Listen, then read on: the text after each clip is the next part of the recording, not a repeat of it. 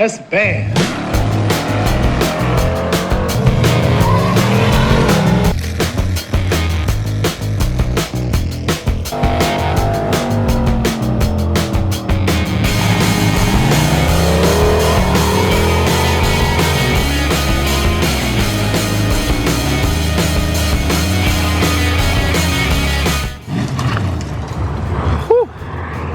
Man, how long has it been since we've worked on James Brown? That's right, we got him moved over to the hoist. He is dusty, looking more like James Gray. But I have still been working on him here and there off camera, and the to-do list for him to get ready to race this season is getting very small. There's a handful of things left to do, but first I want to show you some of the stuff that we have done to it. So bam, check that out, it's looking pretty sweet. This thing is probably all of 10 pounds. I got the complete inside of the hood all gutted out of it. So it's just like the top skin. So the hood pins that I got are these studs, and instead of like a normal cotter pin going through the side, the top has this little piece, and you just push it on there, and then it's locked in. You push the button down and it pops up just like that. So we're gonna try to use those. Hopefully they work. If they don't, not a big deal. These were 20 to 30 bucks on Amazon, and I think the only things we have left to do to the engine itself are I need to make the radiator hoses, I need to put the injectors in and plug the harness in, run the throttle cable. I still need to block this port off so we don't have a vacuum leak, and screw in the O2 sensor, and then I think the engine itself is actually done. So in the last video, we got the Starfire all ready to rip for this year, hopefully. And so far, everything seems good on it. It's not leaking transmission fluid anymore, so I think we're ready to go for next weekend. So now we're just going to see if we can get this thing ready, because James Brown, at the end of the day, is my baby. So why we're trying to get ready for next weekend? Well, next weekend, the 13th, 14th, that weekend, Herb from Michigan Muscle Car Garage is going to come over, and he's going to bring his El Camino. It's got a I want to say a 370. It's got a pretty nasty little small block. I don't remember the displacement. And he just put nitrous on it. He wants to come around. He wants to come out and do some hood rat shit with us. So there's a few of us. So it's going to be Herb, me in either the Starfire or the RX-7 here. Probably both at some point. John's going to have his Blazer, that blue turbo four-door Blazer. If Sean can get his new converter in time, he's going to bring his black Malibu out that you saw at that last track video we went to. Pops is going to bring Jack Black out. That red Camaro that I was working on might be together. Brandon's dad's Malibu is a big nitrous car. So there's going to be a lot of us that are going to be just doing some friendly grudge racing. Getting down on the street, having some fun, and seeing how much we can get these cars dialed in. So hopefully I can get the RX-7 together in time. Like I said, the list isn't very big, but I need to kind of go through things as quickly as I can and get it together, see if there's anything I've overlooked, if I have to order anything. Like I know I forgot to order a new throttle cable. And like I said, radiator hoses. Once I get the injectors in, the fuel system is done. Let me show you the injectors we went with. So right over here I got the aluminum 5.3 disassembled, going through it. Got the bores cleaned up pretty good. Got the block painted our nasty gold. So just waiting on some fresh bearings and stuff like that. Got the new head bolts in today. So that'll probably be a backup engine for either the RX-7 or, you know, maybe down the road the Starfire. Who knows? So for the injectors, we got some nasty boy Snake Eater 1500s. These ones are supposed to have a little bit better internals, so they'll hold up a little bit better. And I'll never go anywhere else if I don't have to. Also, use code Snydertron on Snake Eater Performance, get 10% off. So we need to get those thrown in the car today, get the fuel system all done. And I don't know if you guys can tell, I've been pretty sick the last few days, so bear with me. So just got the hood off. You can see some of the mess going on under here. So there's a few things I need to figure out, obviously. But for the most part, I think most of it I can get knocked out pretty quickly. I just need to get to work here. So I'm going to turn the camera off and get to work, and I'll update you if something exciting happens. All right, it is the next day, still working on the RX-7. Got a few things done on it, but some more parts just showed up, including this. Now, this right here to the untrained eye might just look like a cubic mirror, but it's actually a fuel cell. You can see right there, 20-gallon fuel cell. I don't know how big it actually is. I don't think it's 20 gallons. might be 15. We'll figure it out. But you might notice the car already has a fuel cell in it. So what am I doing with this? Well, let me kind of explain my thought process, because I don't know if it's gonna work, but we're gonna try it. So this fancy schmancy intake here has this little sandwich plate right here. That is an intercooler. Now, not like a normal intercooler, air to air, where air just flows through it and it cools it off. This needs water ran through it, particularly ice water. Well, any kind of cold water helps, but particularly you want ice water. So I figured, before I was putting about 160 pounds of big block Chevy heads in it. So since I've got to add the tank in the back anyway, I figured I might as well try to kill two birds with one stone and get a large fuel cell, turn that into my water tank for it, and use that as a bunch of weight in the back, because it will all be behind the axle. So 1 gallon of water is about 8 pounds, so 20 times 8 is about 160, plus the cell itself is supposed to weigh about 15 pounds, so that puts us around 175. Like I said, I don't think that's a 20-gallon tank. Hopefully it is. That'd be cool, but I don't think it is.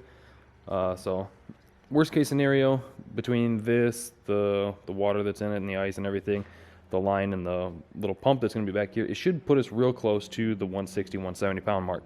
And there will always be room to add a little bit more weight in the back of this. So, and like some people were saying with the truck, well, if you ever want to take weight out of it, you can't do that.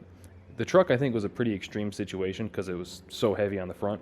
This thing, last time I weighed it, it was 56 on the front, and that was without any weight in the back.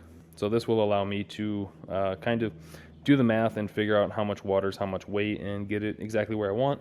I might add some pieces to put a little sight glass on the side, like we used to do it on motorcycle tanks. You can weld a barb here and weld a barb here so that you can have a clear hose and see the level, and then I can just mark lines on that for whatever weight it's at. All right, sorry for not filming very much with this, but I've just been hustling, working my little tuchus off trying to get this thing ready. And James is actually super close. I think we'll be able to fire him up today. So the other night I was out here until about 1 in the morning trying to get stuff done, and we've had a bunch of other stuff going on in between this. Since I've started this video, it's been 4 days now. Went and picked up the Mustang you saw in the last video. We've had some issues with Jack that I'll just tell you about it right now. So Jack, you saw that we blew the tranny lines off. We got those fixed, and we were kind of thinking that maybe that line being pinched was just restricting the flow and it wasn't enough for it to engage reverse. So we were hoping, fingers crossed, that we could put a new tranny cooler in it, run new lines. It's all AN lines, and we filled it up with fresh fluid, and we fired the truck up, let it idle, made sure the level was right, and put it in reverse, and it started to move forward. Put it in neutral, and it started to move forward. Put it in first, started to move forward. Basically all the forward gears seem okay, but reverse and neutral are also forward gears. Not ideal. So we pulled the valve body off and we're just checking things and we're just trying to see if there's anything obvious.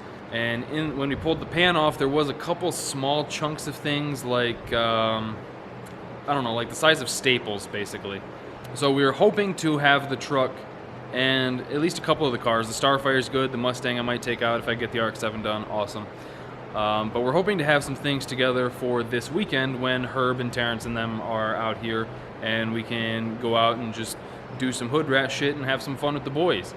So we were really hoping Jack would be ready. And it came to the point where we're like, well, we could do the burnout and then we'll just push you back into the marks. It'll be fine. The forward gears seem good, and then we'll just worry about the rest after the fact. And we were thinking, we were like, well, I mean, the transmission's gonna have to come out to get it fixed anyway. I've got 2 complete stock, though, Turbo 400s on the floor over there. So I was like, you know what? Let's pull that transmission out. Let's put this other one in it. And we did that. Well, Pops did that while I was over here working on the RX-7. And it seems good. It's got all the gears. He just drove it around a bit. He didn't like really romp on it.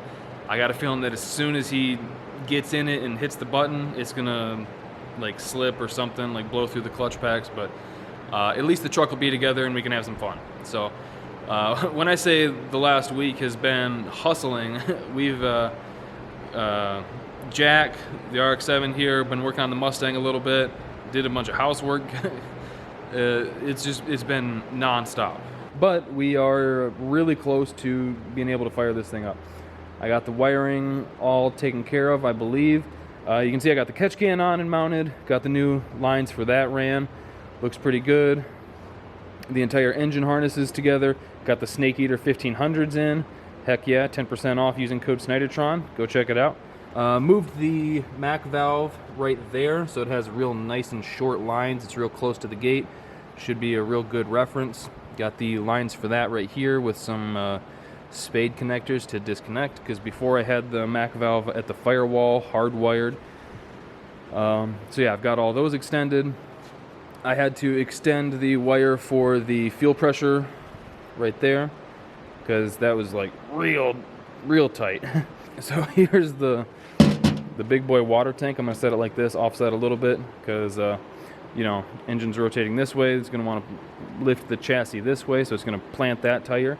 So we're gonna offset the weight a little bit. Maybe not as dramatic as it's seeing here, but before I actually screw it down, I'm gonna put the car on the scales and fill the tank up and play with it and see kind of how I can get it, not even, but just a little bit favored to one way.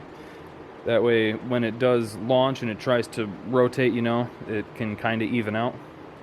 That's the plan, at least. And then I've got this little, is it a Davies Craig? Yeah, this little Davies Craig pump that I'm going to put somewhere around here. And we're going to run the lines through the floor under the car up to the intake. But none of that stuff is going to prevent it from running, so I'm not really worried about that. And we are on E85 right now, so we could run medium boost without me worrying about hurting it. So that's kind of what I've been up to last few days on this thing. Yeah, I need to get a dipstick like this for the transmission, and I need to put the filter on it and fill it up with oil. I need to remember that. I'm not going to worry about the hood right now. So yeah, we just have a little bit left to do. And you know, honestly, there would be room to run the wastegate dump up here next to this and have two. That'd be kind of cool, I think, but like I said, I'm not going to worry about that right now. I'm just worrying about the stuff that I need to get it running. So there's the quick little update. I'm going to get back to work. It's Thursday now. I know Herb said he's going to show up tomorrow morning. Terrence, I don't know what time he's showing up. If nothing else, this week is really, it's always good to set a date to try to strive to get things done by. So if nothing else, this sped up 3 weeks worth of work into me just hammering down and getting it. I'm gonna get back to work. All right, man, what an exhausting day. Let's see, it is almost 10 o'clock right now, and I think, fingers crossed, we're finally ready to fire up the RX-7 with its new setup. Before I totally screw myself, I need to remember to pop this cover off, because I would have forgotten that if I wasn't just looking at it. I just double checked everything. There's no water in it right now. I should push some in. I know that there's some trans fluid in it. I need to put oil in it, and I'm going to clean off the windshield so that I can see everything. I know that this looks stupid, but it actually moves nice and free. I already got in the car and checked the pedal. I do think that at some point I'm going to modify this to drop it down a little bit, like down in here. But it works there, so we're good. Got all the radiator hoses made. I spent, let's see, from like 1 to 6, probably noon to 6, trying to track down a flexible transmission dipstick. And I thought, because the steel one that I have came out over here and like right there, and there was no way I was going to be able to, I could get it in there, but I was never going to be able to get the dipstick in and out to check the fluid level or to put fluid in it, anything like that. So finally got one. Actually, I had to steal that out of Brandon's big block Camaro. So thanks, buddy. I will buy one online and just have it shipped to your place, I think. Yeah, so I got to hook the battery up. Like I said, put oil in it. I should put some water in it just so that there's something circulating there. And then put the base tune in it, make sure the battery's charged. And then I think we're finally good to fire this thing up. Holy crap, I am excited. because I have been busting my tuchus on this thing all week. So I'm gonna take care of all that stuff real quick, and then we'll try and fire this pig up. Hopefully the airflow is close enough for the old tune to work. I just had to change the injector size, because like I said earlier, we went from Snake Eater 850s when we went 9.5 at 140. Now we got 1500 big boys in it. So that should be plenty of fueling for everything we need to do with this car. It's a pretty light car. Actually, in a little bit, or maybe tomorrow, I'll put it on the scales and see what roughly the final weight is with the thing. I think it'll still be around 2,500 without the ballast in the back, and without me. So it'll still be sub 3,000 for sure. So like 2,900 pounds. If we can get anywhere close to 50-50, that'd be sick. We'll just have to see. So I'm gonna get this stuff knocked out real quick, and then we'll try and fire this thing up.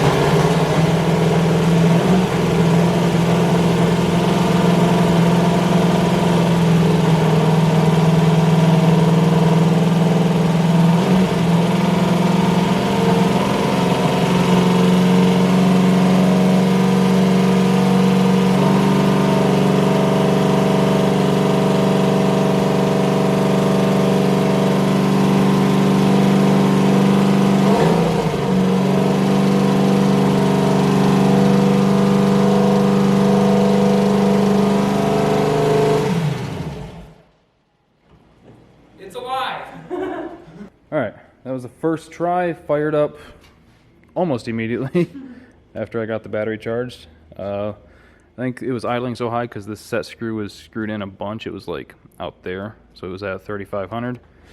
So hopefully it should be more respectable now.